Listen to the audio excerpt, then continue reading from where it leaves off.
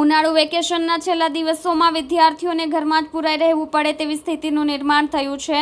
રાજકોટ દુર્ઘટનાને પગલે fire safety વિનાના mall અને ગેમ ઝોન બંધ કરાવાઈ રહ્યા છે। ત્યારે હવામાન વિભાગ દ્વારા વાવાઝોડાને લઈને ગુજરાતના દરિયા કિનારાના વિસ્તારમાં ભારે પવન ફૂંકાવાની આગાહી કરવામાં આવી છે। ત્યારે લોકોની સલામતીને ધ્યાનમાં લઈને સુરત શહેરના બીચ લોકોની અવરજવર માટે બંધ કરી દેવામાં આવ્યા છે।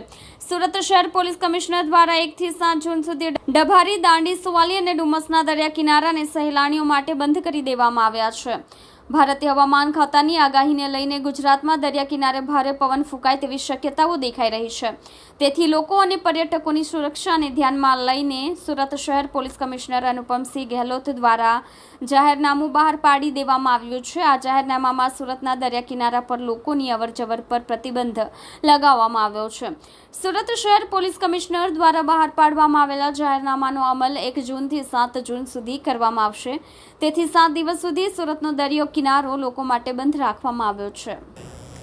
છેલ્લા 2-3 દિવસથી જે વાવાઝોડાનો આસાર આપણને મળ્યો છે ને હવામાન ખાતા તરફથી જે આગાહી છે કે માછીમારો જે છે દરિયો ખેડવા ના જાય અને આ સિવાય સહેલાણીઓ ડુમસ કે સુવાલી જેવા સુરત સિટીને સંલગ્ન જે દરિયા કિનારા છે કે જેમાં પોતાના આનંદ પ્રમોદ માટે પરિવારજનો સાથે જતા હોય છે તો એ ના જાય એના માટે આપણે પોલીસ કમિશનરશ્રીએ જાહેરનામું બહાર પાડી અને તારીખ 1 થી 7 સુધીમાં દરિયા કિનારે ના જવાની સૂચના આપવામાં આવી છે।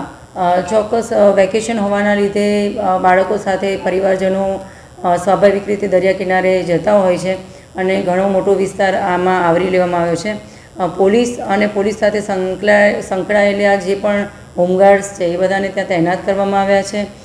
નાના નાના જે લોકો ટેમ્પરરી સ્ટ્રક્ચર બનાવી અને પોતાની રોજીરોટી કમાવા માટે આવતા હોય છે એમને પણ ખસેડી લેવામાં આવ્યા છે અને હાલમાં ત્યાં પેટ્રોલિંગ ચાલુ છે જેથી કોઈ ત્યાં નાહવા માટે ના જાય અને એમને કોઈ નુકસાન ના થાય।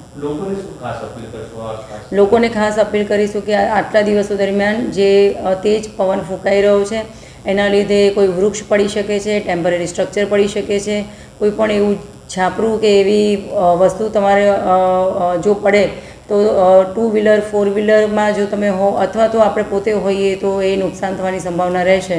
તો દરિયા કિનારાથી દૂર રહેવા માટેની અપીલ કરીએ છીએ।